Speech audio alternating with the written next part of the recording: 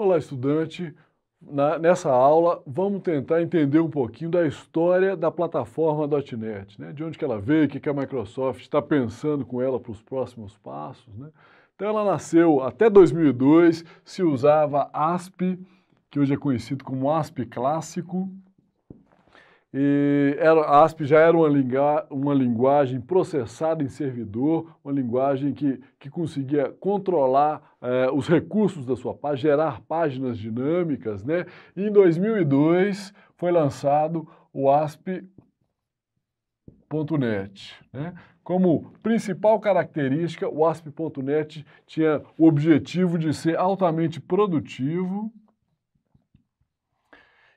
e de simples entendimento e de simples implementação, né? Isso foi bastante verdade na época, foi uma grande revolução do desenvolvimento de software para quem desenvolvia, para quem desenhava e tudo mais, mas de forma geral, aqui são alguns aspectos positivos, ele trouxe alguns aspectos negativos também, né? Então, ele conseguia encapsular, pela produtividade, ele conseguia encapsular um conjunto de complexidades que deveriam ser implementadas no ASP ou em alguma linguagem utilizada semelhante à época, e esse encapsulamento acabava gerando um problema de performance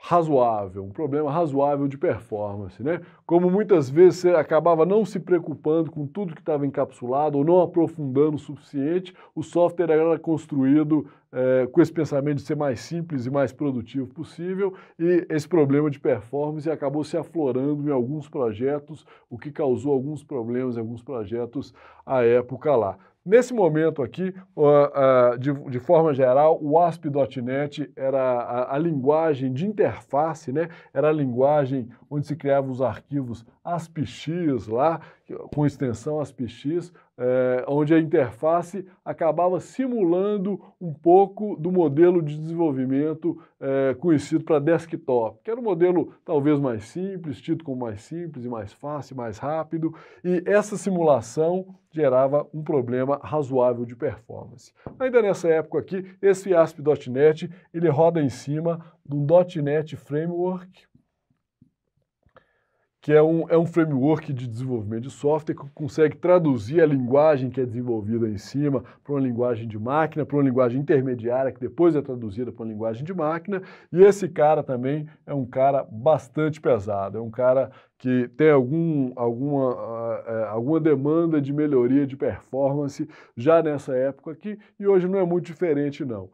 Uma grande evolução para tentar minimizar a questão de performance da aplicação desenvolvida foi lançada considerando o ASP MVC, que é um padrão de desenvolvimento de software, onde a gente tem o modelo, a visão e o controle, é uma organização do processo de interface que acabava sendo uma alternativa ao ASPX, acabava não encapsulando tudo que o ASPX encapsula e deixando a cargo do programador, do designer e do time de produção a construção desse processo, né? Então ele continuava sendo produtivo, ele continuava sendo simples e nesse momento ele melhorou a performance.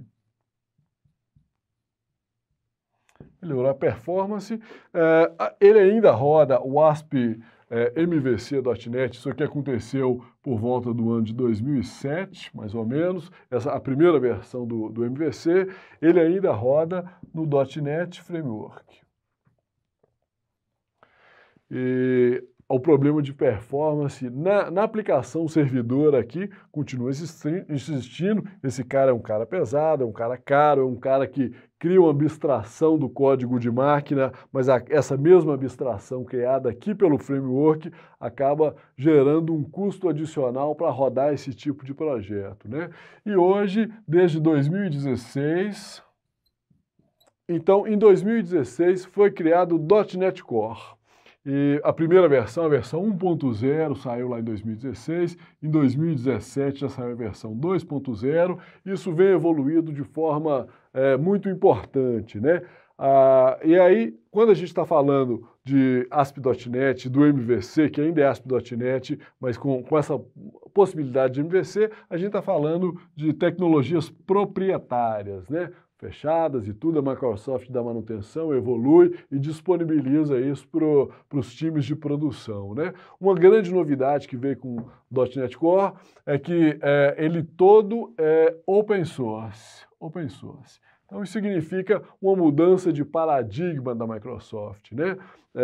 Esses dois modelos, tanto o modelo ASP.NET quanto o modelo MVC, pelo fato de já terem muitos anos de produção, muitos anos do mercado, são modelos muito maduros, são modelos muito bem sucedidos, assim, com um comportamento muito previsível, que é legal para quem desenvolve, né? E esse cara aqui está mais ou menos começando de forma mais recente. Então, um ponto negativo que ele tem talvez seja a maturidade, né?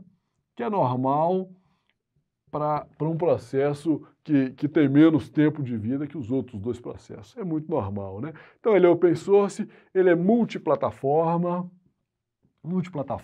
Esses caras aqui, via de regra, rodam em servidores Windows, né? Rodam no IS. Esse cara aqui ele consegue rodar em servidores quase de qualquer natureza, mas talvez o grande benefício existente no .NET Core é que o framework dele, o .NET Core Framework, .NET Core, é muito mais leve, é muito menor e é muito mais rápido, né? Existe hoje uma movimentação grande de recursos, de infraestrutura, de frameworks, de funcionalidades que existem nesses dois modelos para o modelo Core. Então, nesse modelo, outro ponto negativo, nesse momento, é que ainda ele tem menos possibilidades, né? Tem menos possibilidades.